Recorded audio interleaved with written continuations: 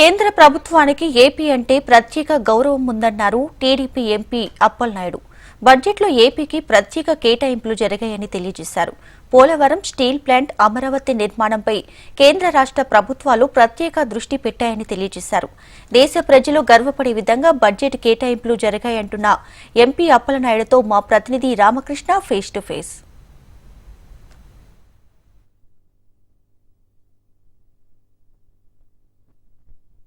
Parliament లో కేంద్ర budget పై భిన్న స్వరాలు వినిపిస్తున్నాయి. మరి మనతో పాటు టీడీపీ ఎంపీ కలిసి అప్పలనాయుడు ఉన్నారు. ఆయన అడుగుతాం, బడ్జెట్ వైపు అధికార ఎన్డీఏ మాత్రం చాలా బాగుంది అంటుంది, మరి ప్రతిపక్షాలు మాత్రం దీన్ని తీవ్రంగా విమర్శిస్తున్నాయి. దీన్ని ఏ రకంగా చూడొచ్చు? ఇప్పుడు ఆంధ్రప్రదేశ్ అంటే ప్రత్యేకమైన గౌరవం కేంద్ర ప్రభుత్వానికి ఉంది. ఎందుకంటే అక్కడ ఉన్నది చంద్రబాబు నాయుడు గారు, ఒక అనుభవమైన ముఖ్యమంత్రి. అదే సమయంలో ఈ రాష్ట్ర ప్రయోజనంతో పాటు, ఆంధ్రప్రదేశ్ ప్రయోజనంతో పాటు దేశ ప్రయోజనం కోసం కూడా ఆలోచించే వ్యక్తి చంద్రబాబు నాయుడు గారు.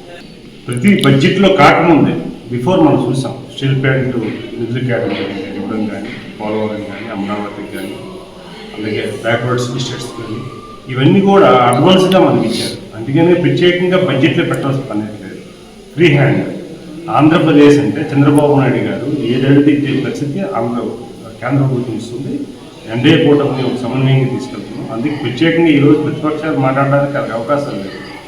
ఈ 7 నెలల్లో 7 మాసాల్లో వాళ్ళు 5 ఏళ్ళు కనీసం ఇందులో 1% కూడా తీసుకెళ్ళిన పరిస్థితి ఉంటారు. ఈరోజు యావత్తు రాష్ట్రం గర్వదగ్గ విషయాన్ని తీసుకొస్తే ఈరోజు అమరావతి నిర్మాణం కానీ, పోలవరం నిర్మాణం కానీ, అదే సమయంలో స్టీల్ ప్లాంట్కి ఆంధ్రప్రదేశ్ ప్రజానికి అది తెలుగు ప్రజలకి ఒక ముడిపడే ఒక ఆత్మీయత, ఒక ఎమోషనల్ కనెక్ట్ ఉన్న పోలవరం స్టీల్ ప్లాంట్ సంబంధించిన ప్రాజెక్ట్స్ అధిక నిధులు కేటాయించారు. అందుకే వాళ్ళు విమర్శించే హక్కు అర్హత లేదు. ఎందుకంటే లేదంటే బడ్జెట్లో సమానం లేదు.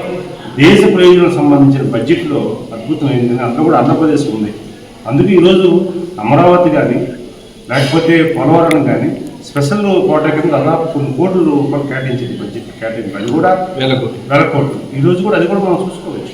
అందుకే 100% ఇప్పుడు కూడా ఆంధ్రప్రదేశ్కి ఈరోజు 5 ఏళ్ళు సొన్నయ్యకు ఎన్డీఏ కూటమి కలయిక, ఈ కలయిక ఇటు డబ్బుని సర్కార్ తోటి సొన్నయోగం జరగబోతుంది. అందుకు దీనికోసం ఆలోచించే అవసరం లేదు. ఈరోజు యావత్తు ప్రజానికి, దేశ ప్రజలు కూడా గర్వపడే విధంగా బడ్జెట్ కేటాయింపు జరిగింది. ముఖ్యంగా సార్ రైతులకు కానీ, మహిళలకు కానీ, అలాగే వ్యాపార వర్గాలకు కానీ ఏ రకంగా ఉంది బడ్జెట్? వాళ్ళకి సాటిస్ఫాక్షన్ 100% అండి. ఈరోజు ట్యాక్స్ చూడండి, మనం 5 లక్షల నుంచి 11 లక్షల వరకు, 11 లక్షల వరకు దాదాపు 12 లక్షల వరకు దాదాపు ఎగ్జామ్స్ ఇచ్చారు. అంటే అది ఒక ఇండికేషనే కదా పేదవాడికి ఒక అవకాశం. అదే సమయంలో మిగతా రైతులకి మనం దాదాపు వాళ్ళకి రైతులు కానీ, లేకపోతే మత్స్యకారులు కానీ, వాళ్ళందరూ కూడా మనకి క్రెడిట్ కార్డు అది కూడా పెంచడం జరిగింది. ఇవన్నీ కిసాన్ క్రెడిట్ కార్డు ఇవన్నీ పెట్టడం జరిగింది. అందుకే 100% ఎప్పుడు కూడా ఈరోజు ఆంధ్రప్రదేశ్కి తో పాటు దేశ ప్రజానీకానికి ఈ బడ్జెట్ అనేది చాలా మంచి శుభపరిణామం, చాలా సంతోషం.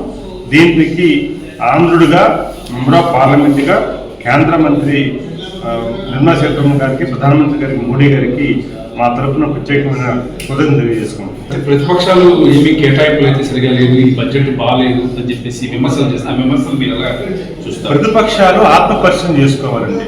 ఎందుకు అనుకుంటే ఈరోజు 5 ఏళ్ళు ఆంధ్రప్రదేశ్ని నట్టడిలో ఉంచేసి ఈరోజు అసలు భావితరాలు భవిష్యత్తుకి ఏం జరుగుతుందన్న ఆలోచనతో రాష్ట్ర ప్రజానీకరణ పరిస్థితుల్లో చంద్రబాబు నాయుడు గారికి ఎన్డీఏ కూటమికి అవకాశం ఇచ్చి, అద్భుతమైన అవకాశం ఇచ్చి ఈరోజు 7 మాసాల్లోనే 5 ఏళ్ళ పరిపాలనలో ఒక రకమైన ఆలోచన ఇచ్చే పరిస్థితి తీసుకొచ్చాం కనుక ఈరోజు 100% మంచి అవకాశం వచ్చే ఈరోజు ప్రతి ఒక్కరు కూడా దిశగా వెళ్తున్నారు.